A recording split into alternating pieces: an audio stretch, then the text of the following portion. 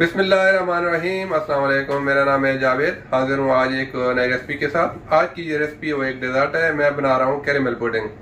तो चले मैं आपको बताता हूँ कि मुझे कैरेमल पुडिंग के लिए किन चीज़ों की ज़रूरत है और ये कैसे बनती है। टार्ट वाला सा टिन है, तो इसके अंदर मैंने तकरीबन हाफ कप चीनी डाल दी है। तो इसको मैंने डायरेक्ट चूल्हे के ऊपर रख लिया है। तो अभी इसको मैंने मेल्ट करना है। जब अच्छी ब्राउन हो जाएगी तो इसकी जो कैरेमल आती है ना पुडिंग के ऊपर, तो ये उसकी मैं पहले तैयार करूँगा।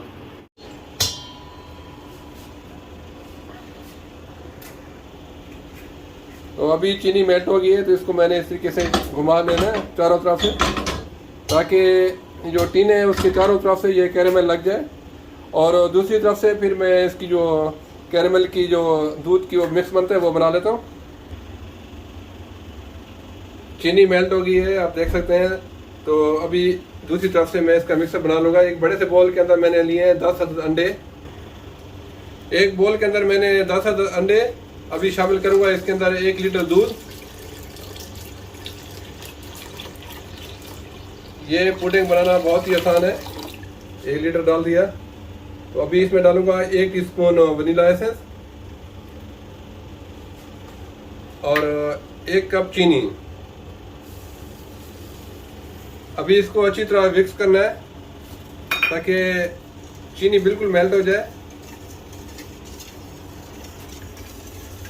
अवन को मैंने हीट कर लिया है 180 पे, और इसके नीचे मैंने एक डिश रख ली है मोटी सी, और उसके अंदर मैंने गर्म पानी डाल लिया है। पुडिंग को हमेशा आपने डबल इसमें पैन में बनाना है ताकि नीचे से जले नहीं। तो जब ये हमारा दूध का मिक्सचर रेडी हो जाएगा तो इसके अंदर हम डाल देंगे।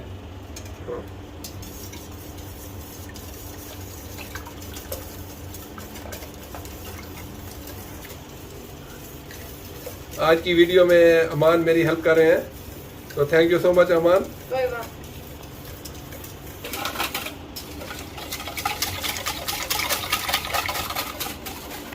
मुझे लग रहा है हमारा मिक्सचर रेडी हो गया है। तो अभी हम इसको अपने टिन में डाल देंगे। और उसके नीचे भी मैंने एक बड़ा सा बेकिंग टिन रखा है, उसमें मैंने गर्म पानी डाला हुआ है। तो अभी इसको मैं तकरीबन 1 घंटे तक बेक करूँगा। अवन को मैंने गर्म कर लिया है। अवन मेरा गर्म है। तो अभी पुडिंग को मैंने अवन में डाल दिया है। तो इंशाल्लाह इसको तकरीबन 1 घंटे तक मैं बेक करूँगा। बेक करने के बाद तकरीबन आधा घंटे तक मैं इसको अंदर ही छोड़ दूँगा, और फिर इसको मैं अच्छी तरह ठंडा कर लूँगा। अल्हम्दुलिल्लाह हमारी पुडिंग रेडी हो गई है। देखें अच्छी तरह सेट हो गई है। और इसको मैं तकरीबन 1 घंटे के लिए ऐसे बाहर छोड़ दूँगा। जब थोड़ी ठंडी हो जाएगी तो इसको फिर मैं फ्रिज में रख दूँगा तकरीबन 3 से 4 घंटे तक। जब बिल्कुल ये अच्छी चिल हो जाएगी तो फिर इसको मैं अपसाइड डाउन इसको किसी डिश में निकाल दूँगा। जब तक ये ठंडी होती है फिर इंशाल्लाह मैं आपको दिखाऊंगा इसका फाइनल लुक। तो अल्हम्दुलिल्लाह कैरेमल पुडिंग बिल्कुल रेडी है, अच्छी तरह ठंडी हो गई है, जम गई है। तो अभी इसको मैं डिश आउट करके दिखाता हूँ आपको इसकी फाइनल लुक।